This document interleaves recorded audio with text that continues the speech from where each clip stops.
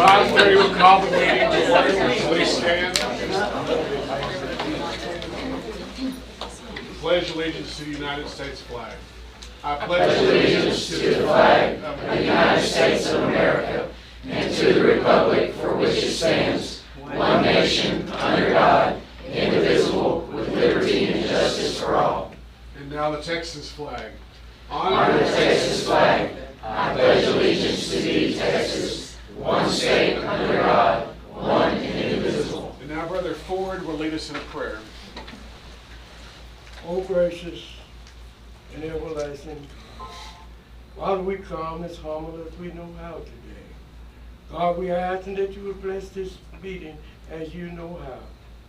I know you said in Proverbs 16:7, if a man ways pleases the Lord, he'll make even his enemy be at peace with him. And God, we are asking that you would bless this school in a magnificent way. Oh God, get rid of every sin and enemy that beset us. In the name of Jesus. We bind that enemy right now. Satan, the Lord rebuke you. The blood of Jesus is against you. We give you glory and praise. Bless this meeting in a special way. In Jesus' name, amen. Amen. That's kind of hard to follow.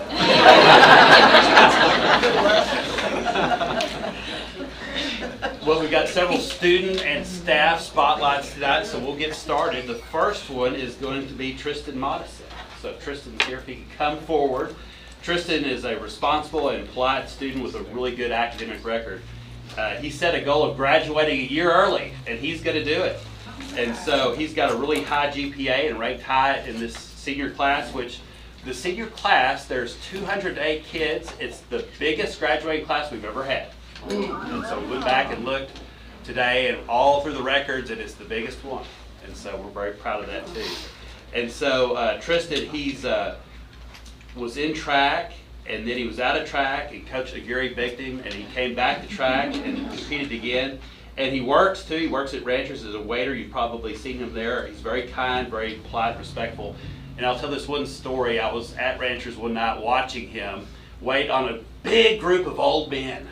And they were very, towards the end of it, not very nice. But Tristan was very respectful and was always very polite to them, even though they weren't in return. I was very proud of him, being a young student and a representative of us, how he was taking the high road.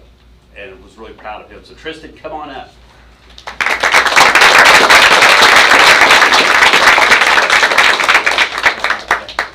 Mom's got to have one in the paper.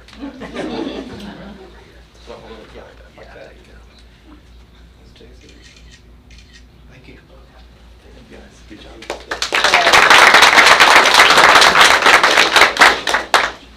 Next up, another student that loves attention, Liam Show. Liam has the distinct honor and reputation. The STAR test is a very difficult test. And you can either make a did not meets, an approach, a met, or a master's. If you get a master's on it, that means you did really, really well on the test.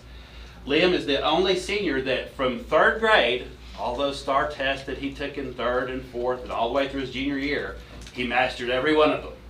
And so that's 18. We took the year off for COVID, but he still got to take 18 STAR tests and he mastered every one of them. And so that's a big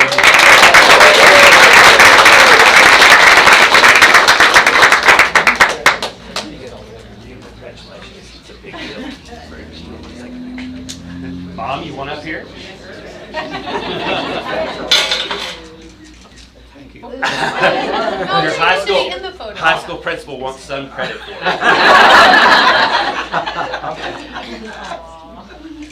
Thank you. Good job.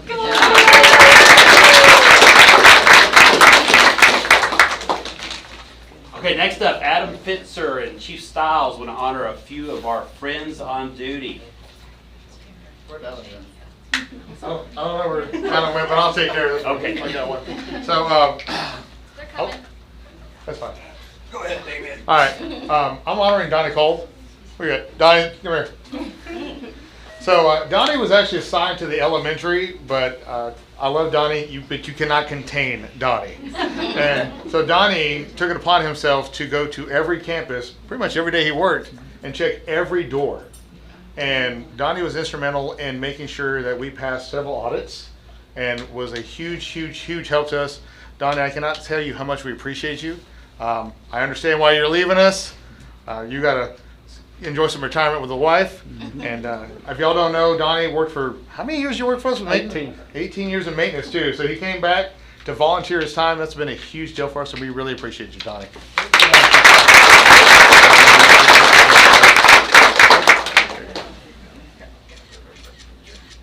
Okay, wait a minute. Yeah. Okay, sorry. No, you're good. Thank you, sir.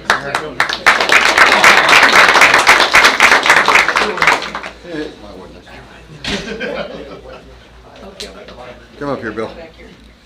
So a few months ago, Bill came up to me and he told me that he was going to have to make this his last school year with us. He's been with us for 2 years now. He's been awesome.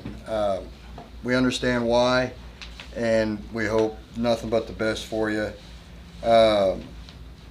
He's worked countless hours at the junior high, numerous extracurricular events, and he served as our chaplain also. He was quiet, but always watching and listening. For those who don't know, Bill is a pastor, and when he speaks, it's with purpose and always worth listening to. Every time he chimed in, it was something that we needed to hear, and we were really appreciative of it. He did an outstanding job at junior high. He knew when the kids were going to be out, when they were coming back. He was always out there guiding traffic. He was great. He did a fantastic job for us and for this program, and we're really going to miss you. We know nothing but the best for you, and if you ever get any free time down the road, please come back.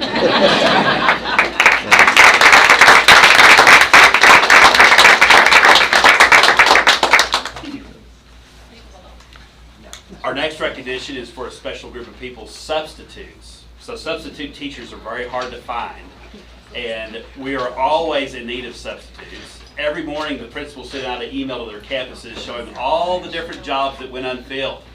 And so when you have a group of subs that are consistent, they really come in handy. And in particular, the high school wanted to spotlight the Ford family.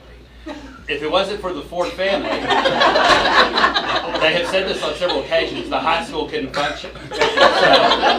So, we're really proud of those guys and very thankful and appreciative. And so we wanted, there's actually, I think, 5 Fords here tonight. So Leotis, if you would come forward first.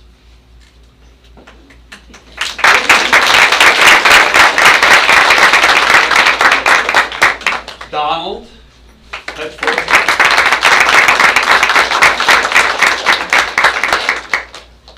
Thank you.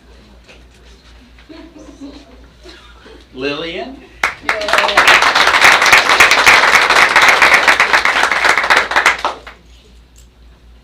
Lasagna.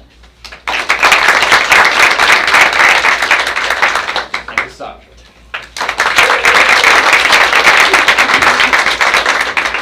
Like we said, the Ford family are there almost every day and really do a good job. And I like them all because they're not Calvin.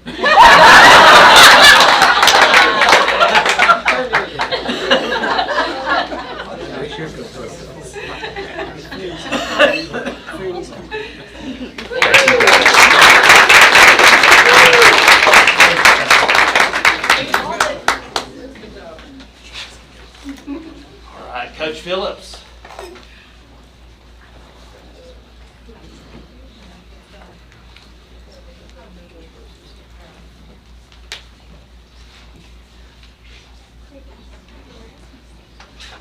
I think Starbucks opened up back there. Thanks for wearing the Vega colors, Mr. Ford. That was from out in the lobby. It's just cold. Well, big night for us. We get to honor 34 senior student athletes that were named to either the Texas High School Coaches Association or Texas Girls Coaches Association Academic All-State Team. And as we mentioned before, as we presented these young folks, This is not just honor roll. This is grade point average, class rank, ACT and SAT test scores. This is a really big deal. And we have 34 this year. It's the second most that I can remember ever for Gatesville High School. So we have most of them here tonight. And I call your name, come on up to the front, please. Bree Allen, Logan, go ahead. Logan Biggs. Audrey Blanco. Jarrett Burks. Grace Carruthers. Kyle Casey. Dylan Daniels. John Davidson. Jack Irwin. Callie Featherston. Casey Fitzer. Kinley Gardner. Rayleigh Glover. Madison Hester. Madison Heimbuck. Katie Hobson. Ellie Knobloch. Aziel Martinez. Vanya Martinez. Emily Moore. Logan Morgan. Dutch Nielsen. Malachi Olvera. Allie Penrod. Roman Perez. Gabe Pollard. Ian Rayner.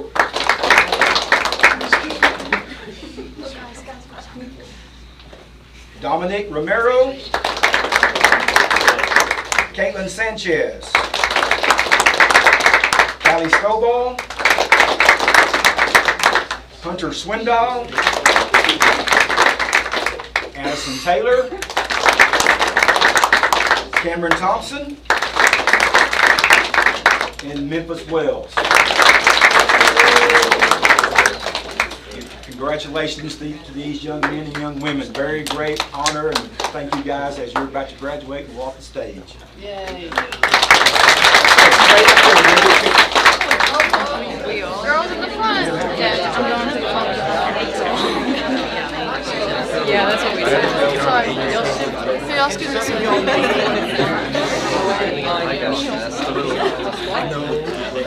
I'm not going to my knee.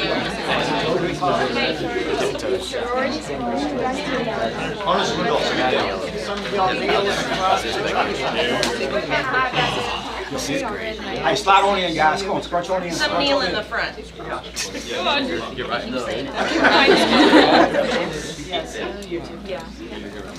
Good. Ready? There you go. Okay.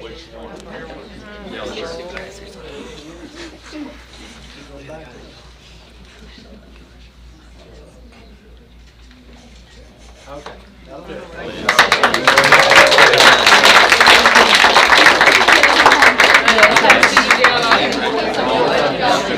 You're so big. You make me go We just want to go right.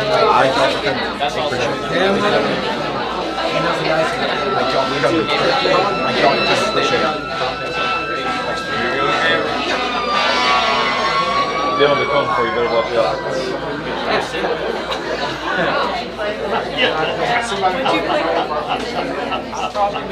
We haven't sitting up for everything else.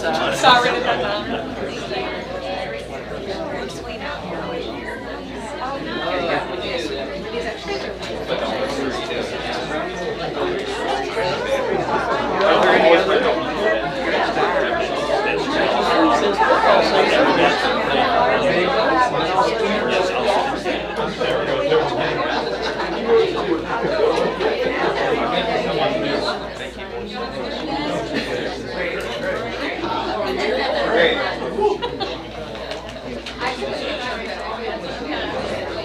Casey, is she really? That's not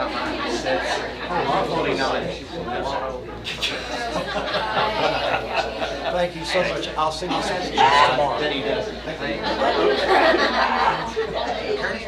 That'll make you a good deal on the motor. Anybody want a motor? I've got one too. I'll ask you. Okay. There's a It's a big crew. Diehards over here. Meeting I don't know, I thought I could hear mine as well. Hey, it's air conditioned in here.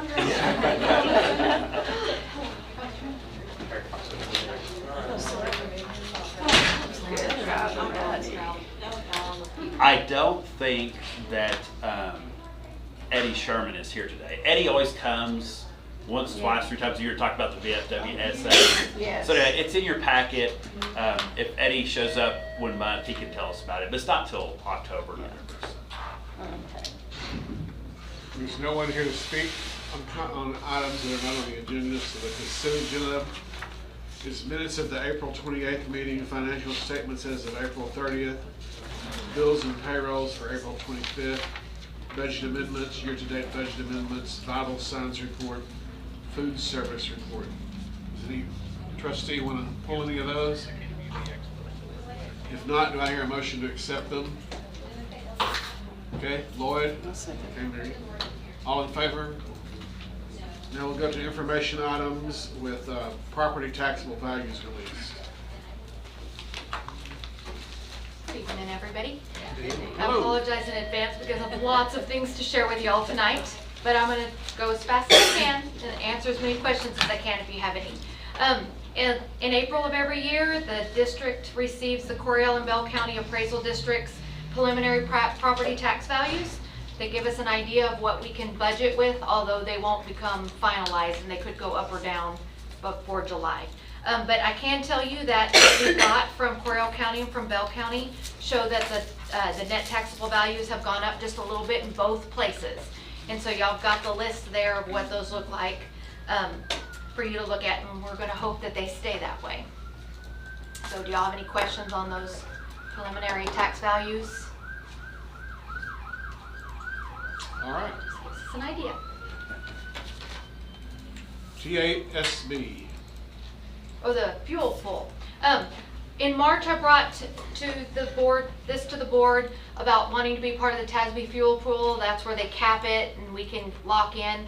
And so we became part of that. Y'all voted that in. And so the capped prices were $2.79 for diesel and $2.59 for unleaded. They had so many people join the cooperative that they were able to lock in a lot lower than that. So I was very happy. We locked in at $2.42 for diesel and $2.21 for unleaded. So that's going to put our total commitment for next year's fuel up to $107,000, which is cheaper than it's been in the last 5 years. So one thing getting to cost less for us. It's the only one I get to bring y'all ever that costs less. Any questions on that? I just wanted to update you on where we ended up. If it goes lower than those numbers, do we get to reduce it? No, we are locked in now. So once we're locked in, that's what it is for the rest of the year, So I was just glad it came in a lot lower than the cap, thank goodness. $60. Summer feeding program. Summer feeding. Every year we do summer feeding. This is our 15th year. Because we use a food third party, we have to do this by law, so we always do it. This year we're going to be working from June 2nd to July 31st, and we'll be working all of our summer feeding out of the elementary campus. We have done some out of the high school campus in the past. We are still going to serve high school. We're going to serve the athletic camps. We're going to serve summer school. We'll still serve Boys and Girls Club. We'll serve Trinity Baptist, the city pool. So we will be doing all of those still. Last year we lost about $3,400 on this program, and we always aim to break even, but we do pay for it with 240 funds, and that's our cafeteria funds. And y'all know we work in a surplus with them, so much so that we have to have a spend down plan. So this is part of our spend down plan. So if we don't make it, we use that excess surplus that we make throughout the year to pay for it. So we feed a lot of kids in the summer, breakfast and lunch. So we feed anybody in the community that's under 18, whether they go to school here or not. questions on that one? That's a great program. It is a good program, and the kids really appreciate it. And Megan Hendricks, our overall cafeteria manager that's often here, she's leaving us. She's going to Baylor. And so she got a really good job there. And so she's actually an employee of our food provider company. But so now they're looking for her replacement.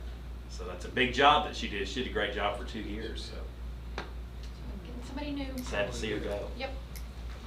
Bluebonnet Learning Materials. This has been on the agenda for a couple of months now, and we've did a lot more research into Bluebonnet Learning, and I want to take you back a little bit back in time, if you'll indulge me for a little bit. But how did we come to where we're at right now? Well, it's been several decades, and we've had a bazillion publishers out there. Here's the list of publishers from TEA that are approved, and school districts were able to go out and negotiate and get all the different resources from these publishers. And they were just kind of spread out wherever a school had money to buy or how much they could spend was always different.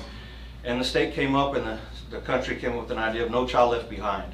And so no child gets left behind. Well, if they move from one part of the state to the other part of the state, there's going to be gaps in the learning. So they came up with a curriculum, state curriculum, that everybody's going to teach the same thing at the same time and in the same way, so that if a kid moved from one place to the other, there's no gaps in their education. So it's good in theory, but not in practice. And that's the old C-scope that was mentioned in last month's board meeting. And so that curriculum is very strict, and they told you what, when, and how to teach everything. And I've had my fill of TEA being in the building. Nobody wants to tell you exactly everything to do. And so we were at C-scope. And now everything in education is in cycles. And so as it goes around, we're doing the C-scopes, it fades because of internet, because we're looking for other resources, because the one thing the state did not take into account for is all the different learners that we have. So it's a good theory to teach everything at the same time and in the same way, but you throw in the mix of all the different learners and the different situations, now we have to adjust. And so we're looking for the resources. And so by the time it starts moving away from C-scope, now we're back to all different kind of publishers, all different kind of resources. We're using the internet. And so the state is coming back in and saying we need to have that state curriculum again. But now when it comes back around, there's a gap in there of new knowledge. There's some new things in there that they've learned and that we've learned. Most of the time that new knowledge is technology because it keeps advancing. But they also know that we can't operate in lockstep with each other. Not every school district in the state can teach the same thing at the same time and in the same way. And so now they have Bluebonnet Learning again, which is another state curriculum, but they have more flexibility involved with it. And so we started looking, because we still have some hangover from C-scope of having to have everything, strictly enforced and directed, and we want to make sure that we have some flexibility. We took about 20 teachers to the service center. We hijacked one of their trainings, and we were able to ask all our questions, get some materials to look at, and so the teachers had a chance to look through it and kind of see what it all entails. And so we're pretty confident that it's a good resource, but yet we don't know. We don't have the full breadth and depth of everything because we haven't bought any of those materials yet. And so we're looking at doing that moving forward, but there's something else that's part of this that is a different climate than it was in the past. And that is a lot of the new teachers and alternative certified teachers that are coming into the business, coming in to be teachers and educating, they need to know what to teach and how to teach. And so this is a curriculum that can do that. It can tell you, what you can teach and how to teach it. But we also have experienced teachers in it that can size up a classroom and they know how to deliver the information. So how do you blend those two things? So we have our PLCs, professional learning communities, and instead of sitting around and saying, what do we teach? Well, we know we can teach these standards, and the Bluebonnet curriculum offers that, so we can say, here's what we teach.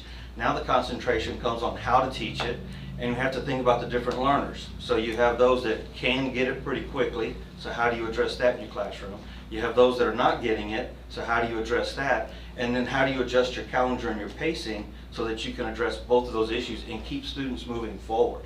And so our PLCs will use the student data. We're still going to look at student achievement, but we're going to be able to have guide rails with Bluebonnet and with our other materials, because Bluebonnet is not strictly what we're adopting. And so we'll be able to use that resource to be able to have everybody on the same play going out into the field, but we may run a play a little bit different because we have a different defense against the 3-4, 4-3. We have to adjust our offense. We have to adjust our learning, our teaching to the learning that's out there, and we're just gaining more resources for that. And so we've looked at Bluebonnet. We think it's going to be a good addition. They made the slip at the training that STAR was reconditioned to align with Bluebonnet learning instead of always chasing after the test. Now they're making it more aligned with it. All the questioning that's on the test is now part of the lessons and the units that are in Bluebonnet, and so we think that we'll have some good results from it. There was a grant that was put out, just in all being transparent. We passed on a grant that we could have applied for, where the Service Center comes out and helps you teach Bluebonnet learning lockstep. So they come in and they check your teachers, making sure they're teaching exactly what you're supposed to teach, when you're supposed to teach it, and we passed on that grant. We want more flexibility. We want to be able to take into account that we have good teachers out here, and it's really not designed for a school that has 2,500 learners. You think about a school that has a teacher that teaches 3 or 4 different grade levels or a couple of hundred students, you can get them more in line to teach more in lockstep than you can with a school district our size and bigger. And so that's another thing that we passed on that grant, but we are able to utilize Bluebonnet by putting it and applying for it through the state. They've allowed us some money. This goes into the next action item, but they've allowed money specifically for Bluebonnet for this year up until August 31st. And so they really want us to use it. They really want us to push it. There's money selling things to schools, and so the state wants in on it. That's my personal opinion. I'll back that out. But they, we have to buy it from them, so we go to Region 4 to purchase all the printed materials and things from it. And that's part of what we do next, is certify that all our resources are helping us teach 100% of the TEKS. And Bluebonnet will become one of those resources if y'all approve it in the next action item. So before we get there, do y'all have any questions about Bluebonnet? Yes, ma'am. How much leeway does a classroom teacher have in teaching According to Bluebonnet? Yeah. Well, we build the calendar. How far off can you go with it if you can do it a little bit better? Yeah, well, we always build in a couple of days. We try to do our 15-day planning, and so we have a couple of flex days because we do have to slow down and speed up. And so, a couple of days in there. But that's in our normal calendar anyway with our TEKS resource, YAG, our year at a glance. And so we'll still have the same thing in Bluebonnet. They have their own YAG that we follow, teach this at this time, but we still have flex days built in, so we have some flexibility. But we also don't want students or teachers getting, a class to get too far behind, because we still have to get to the end goal. And so we do have days built in. And we asked teachers to come here tonight to talk to y'all about it. And one of them's raised their hand. I just wanted to add something. I'm Kristen Sons, I'm an instructional coach at the elementary school. And we had the same question because we have a lot of new teachers who would greatly benefit from having what they called a non-scripted lesson. But we also have a lot of veteran teachers who they're like, I've done it for 20 years, I have a special way I like to teach it. So for every single lesson, it has they say it's not a script, but it looks like a script. And they called it what was it? Conversation. It's more like your conversation with the student. So for our new teachers, we would highly recommend look at the script and follow it as closely as you can until you're familiar with the content of the lesson.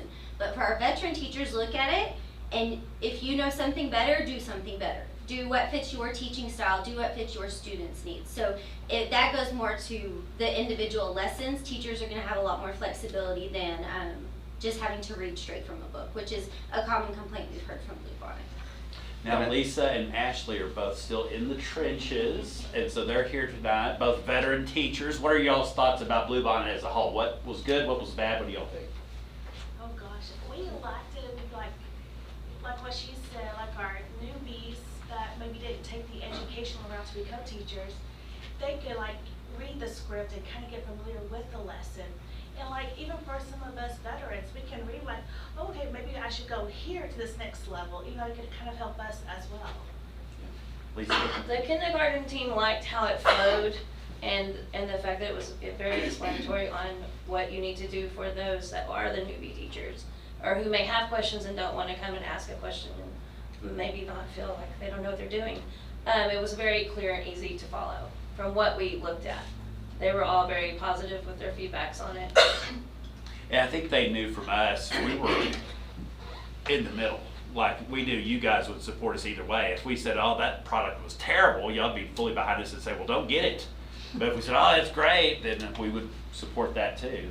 And some grade levels, like junior high math, Susie's crew, they were like, it's good, but we can't just start doing it right away. There would be gaps. Giant gaps between what, sorry. Golly. She's been yelling at her AP all day. Between the yak and everything. Right, yeah. So they were worried about it. Well, if we go cold turkey to Blue Bonnet, there's going to be gaps in those upper grades. And we talked to some other schools, and they were like, well, this section of grades, they liked it, so we bought it for them.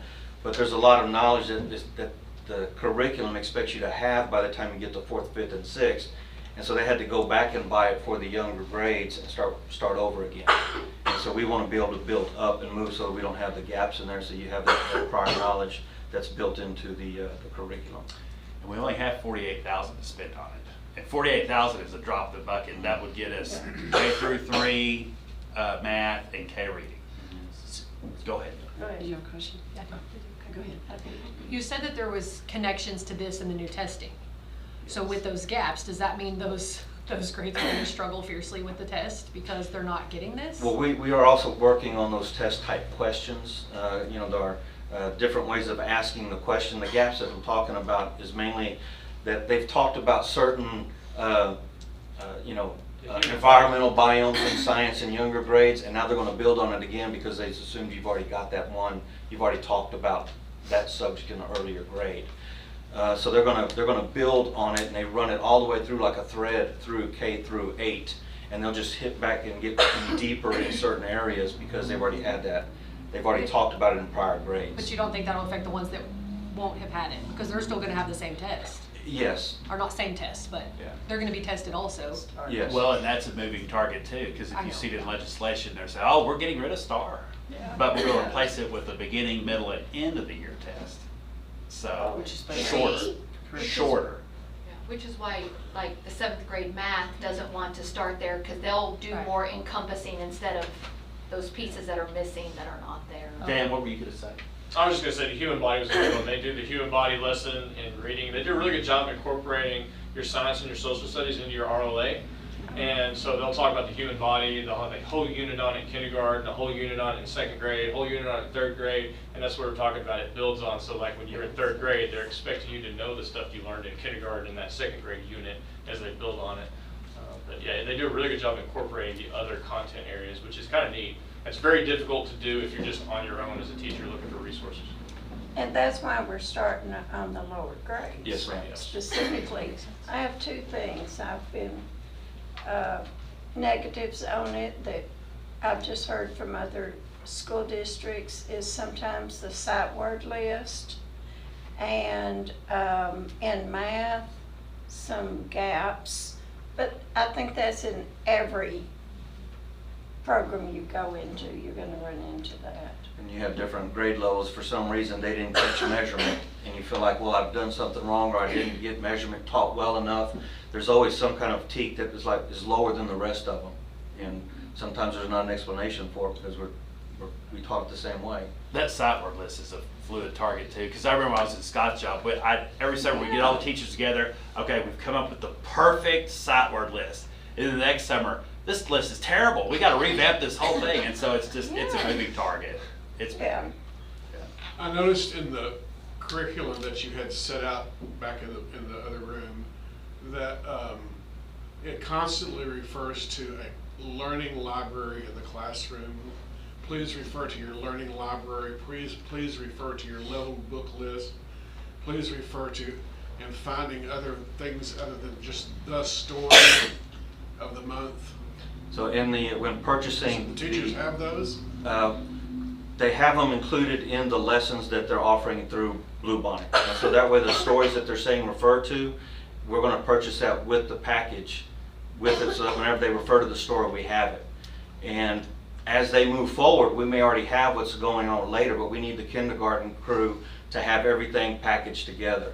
Now with the math kits, we've already looked at the math kits and figured that we have enough manipulatives for the math side of it. We don't have to purchase the math kits along with it.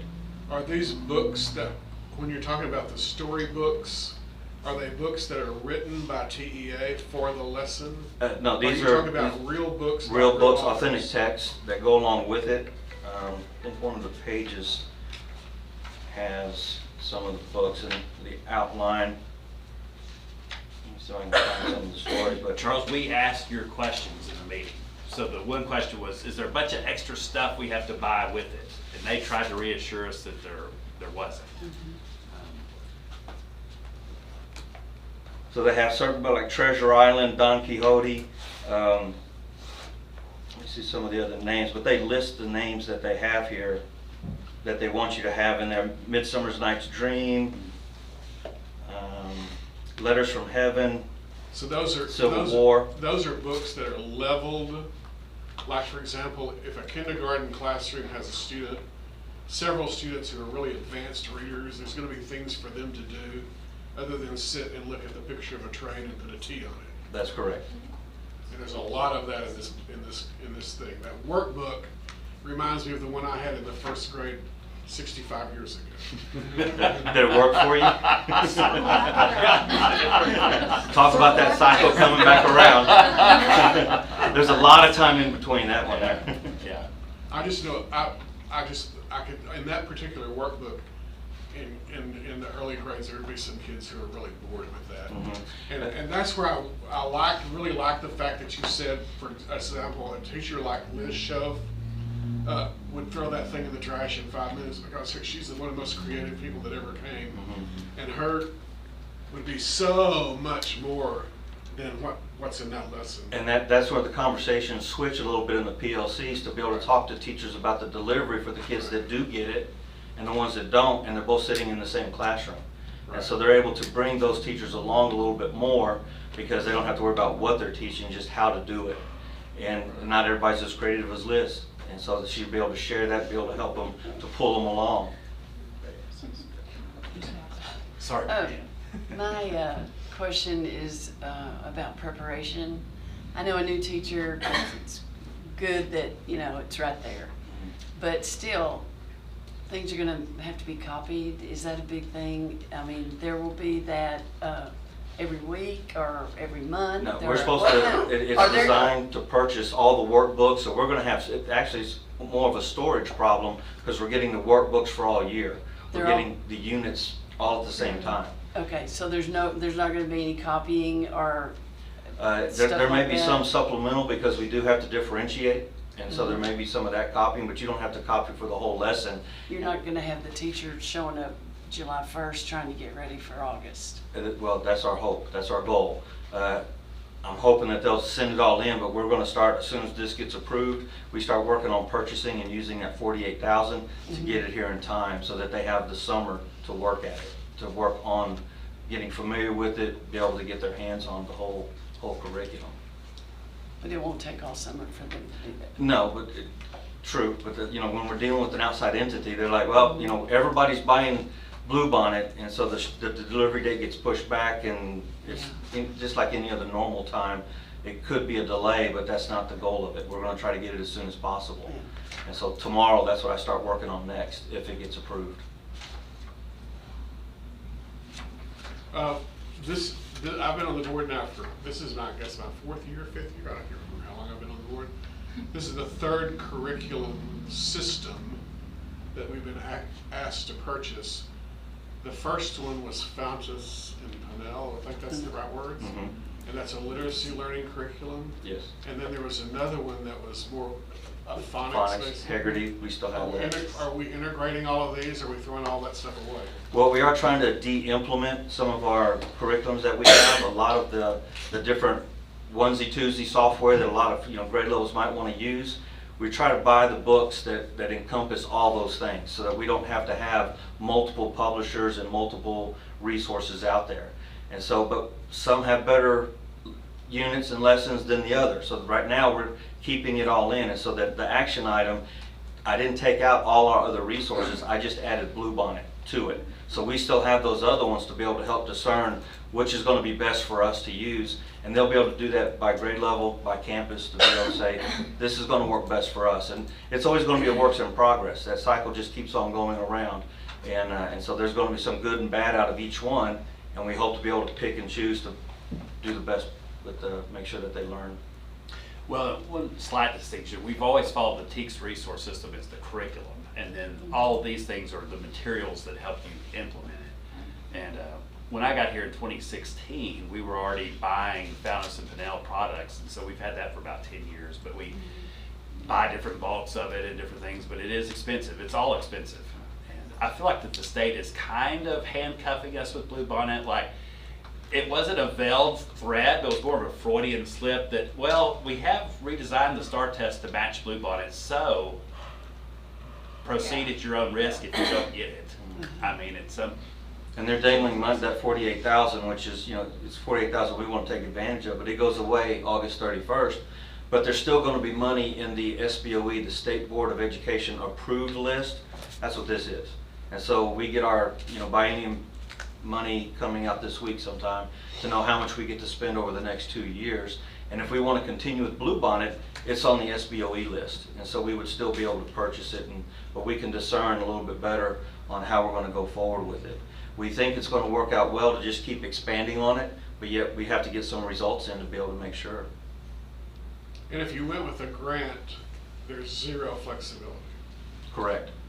Correct. Yeah. They're saying follow it to the T. If you want the results that we promised, then you have to follow, you know, lockstep with everybody, and that's the way you're evaluated. They come in, and you're supposed to put your internalization document, your lesson plan. You have to put that on the door, so when they walk in, they pull it in, and they can walk in and go, yep, you're on target, you're on the right topic, you're here, and then they can walk out again.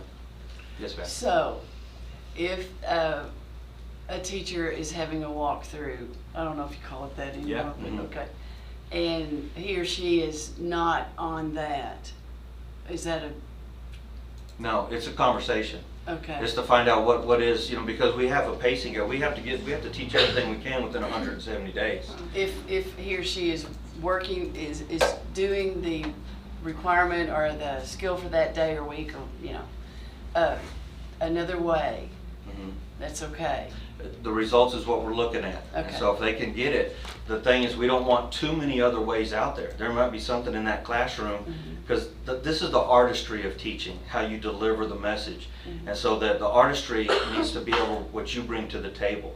But if you're teaching a different way to you know, break down fractions that some kids are getting it, we want them to get that. But if you have too many different ways out there, you're running too many different plays, that's a conversation we bring back to the PLC and say, okay, you know, how are we doing and looking at the data so that we can get all on the same page? And that's still a supplement and a resource that we use, but it may not be the main way that we teach it.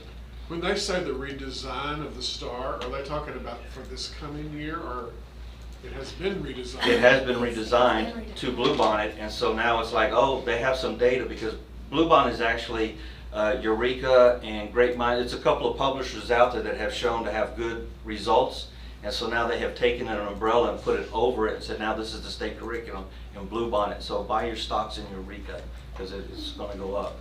But they have it all underneath that umbrella, and so they have some results. Some schools have said, yeah, we had good results from it, and so that's what they're using to tell us we've got good results. If you do it exactly as we tell you to do it, then you should have the good results with it. But even if you wanted to buy all of it tonight, K through 12, we don't have the money. Even if you wanted to buy it, there's no money.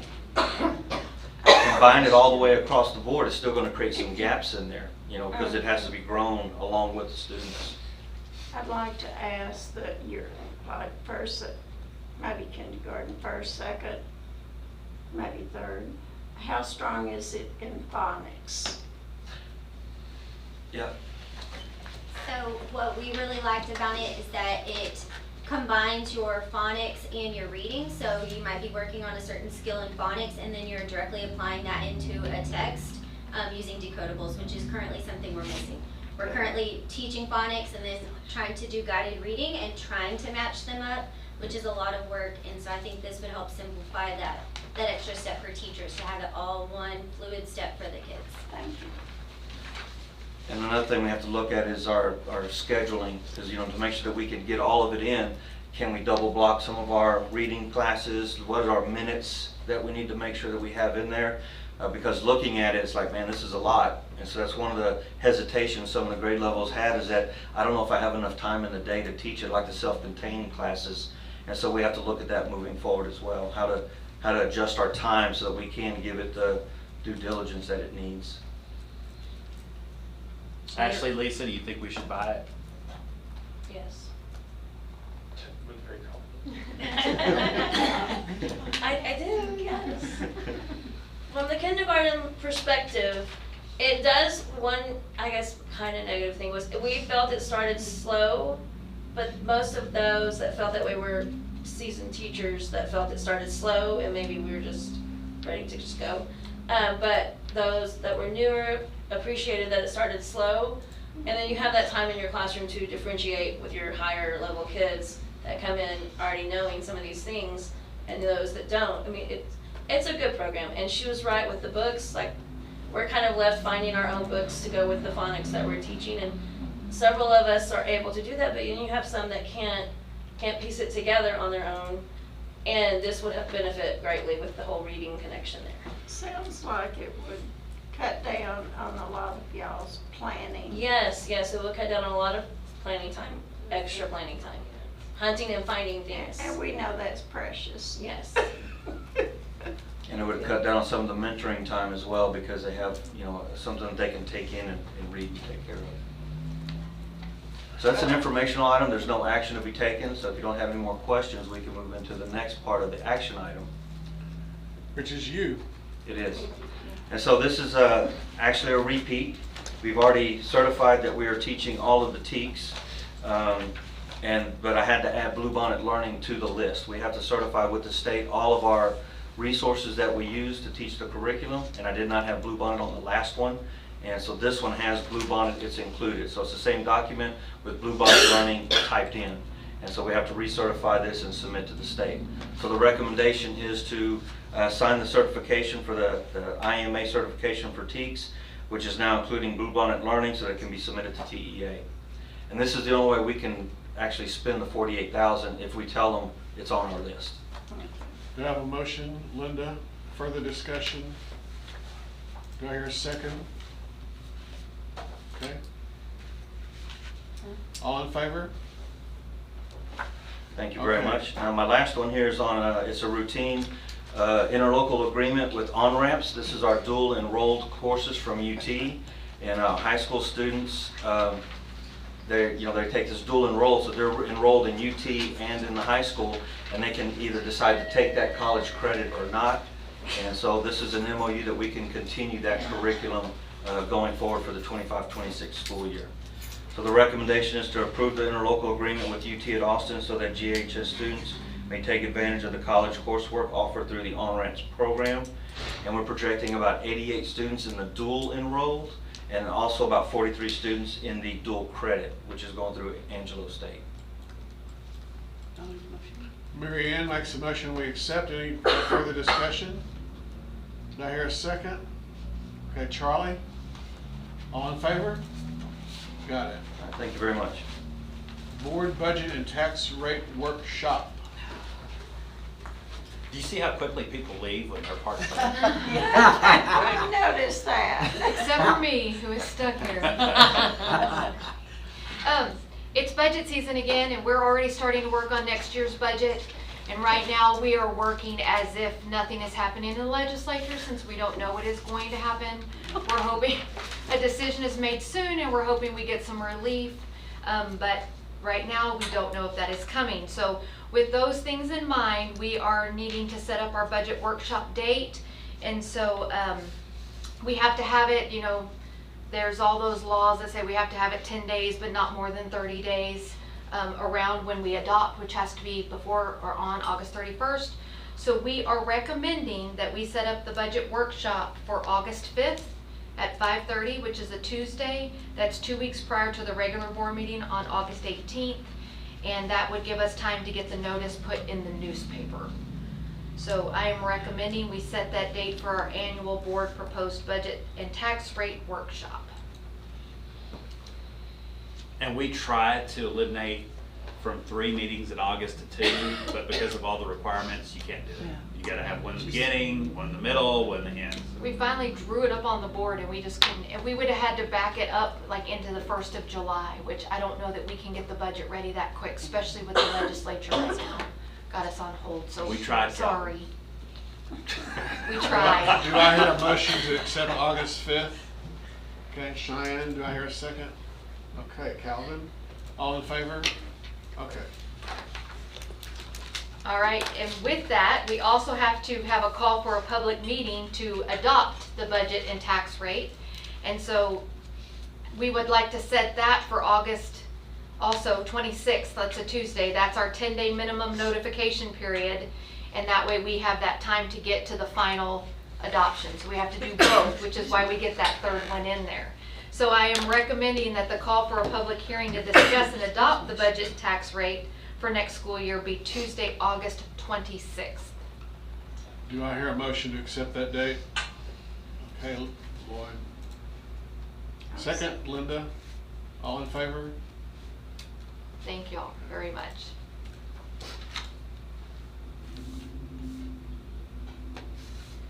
I'm moving on to the bank depository, if that's all right with you, Mr. Ament? Please do. Yep. So it is time for us to look at what bank we use. We are in the end of a contract, but we are in the bigger picture where we can do an extension for 2 years, 2 more times. And so we have been working with Cadence Bank, and it ends August 31st of this year. But I would like to recommend that we do the extension and we keep our bank depository with Cadence Bank for the next 2 years, since we have that option of an extension. We've had a great service with them. They have given us a great deal. We have a very little overhead that we have to pay to them, and so they have worked really well with us. And so if it is okay with y'all, we would like to recommend to stay with Cadence Bank for the next 2 years in that extension. Do I hear a motion to stay with Cadence? Okay, Mary Ann, a second. Okay, Cheyenne, all in favor? Got it. Okay, you're still up on the fencing. I'm up. On our last board meeting in April, y'all approved the construction of the perimeter fence at primary and elementary with our kiddo that, like to jump the fence and just keep everybody more safe. Because of the amount that it was, we actually had to do a RFP, a bid proposal, and put it out there because it was over the 50,000. So once we got the recommendation and approval from y'all, we had to put that out to bid. So it went out to bid for 2 weeks. It was put in the newspaper. It was put on the website. We put it in the Texas Smart Buy, and we had 10 companies put in a sealed bid. So we opened those bids last Friday, and you can see, I don't know if y'all have it in that front page, but there shows the 10 companies that actually put in a bid. And so on the back page of that, you will have the matrix that we did to see which one was the best option for us based on price and proximity and location and all those kinds of things. And so when we finished looking at that, we decided as a committee that Encore Fencing was the best bid that we got. It was within our budget, and it was very thorough and very good. And so we have it in there also. And so we would like to recommend that y'all accept this winning bid for our perimeter project and move forward with Encore Fencing. I think I want to know where they're at. Do you hear a motion to accept Encore? Okay, Lloyd, second. Charles? And they're out of Temple. Yeah, All in they're at favor? Temple. All in favor. Okay. So that's fairly local. Fairly local, yeah. I know those guys, they're good guys. Good. I did some work with them in the past.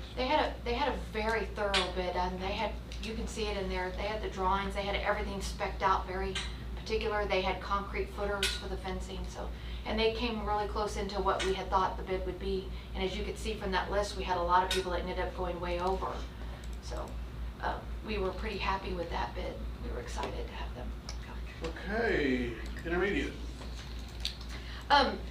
If you've been in the intermediate, right now we have projectors like this one in the intermediate classrooms. They are 10 years old and they are getting out of date and end of life.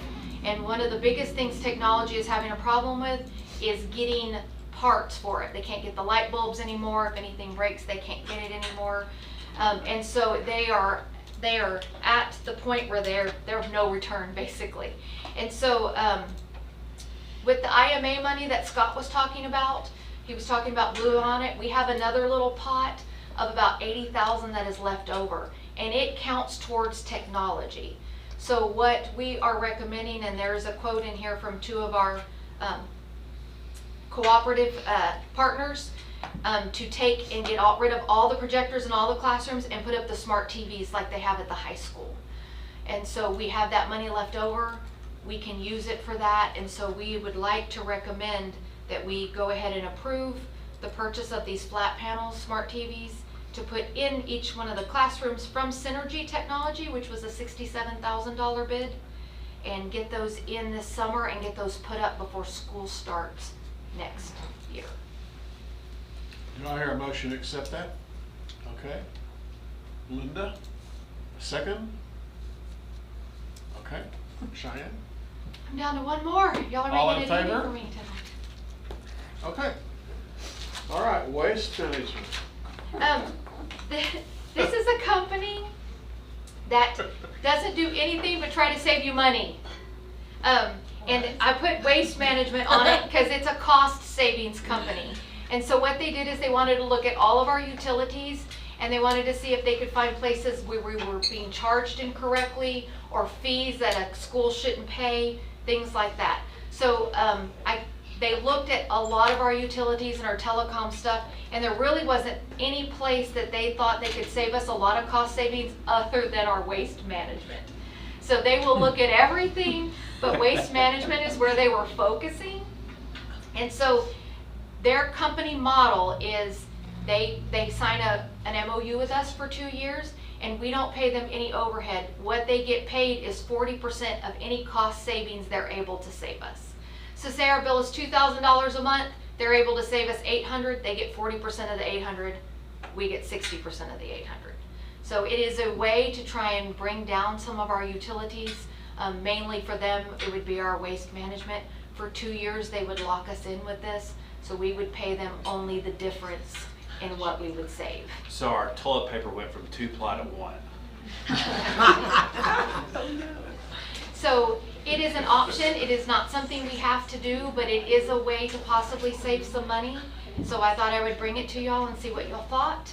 It is not anything we need to go with if y'all think it's a risk, but I've read over their little proposal here, and other than making sure that we put, that they say we were spending what we were and then we're saving what we are, we really don't pay them any money. I would just have to be really careful to watch that and make sure that's up. So, I don't know, thoughts, questions? So y'all, you feel good about that, or both of you feel like that's It's no money out of our pocket. Right. If you're Makes okay sense. with them taking 40% of the savings, Of the but savings. we're in such a tight budget era that any little bit we can get, we'll take it. Yeah. And I did go back and ask them, I said references or whatever. They're a company out of Colorado. And so they did give me a lot of references, and I emailed some of them, and I got nothing but good feedback. So it may save us some money, and they may not be able to find any cost savings, but they seem to think they could. They've made us this little chart in here of the things that they thought they could save us, and they thought they could save us up to $60,000 a year on that kind of stuff.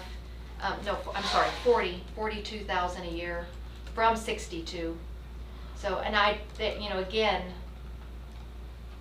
it remains to be seen if that could happen, but you can see on that back page, they think they might be able to save a little bit in NG Power, nothing with City of Gatesville, and then the rest is our waste management company.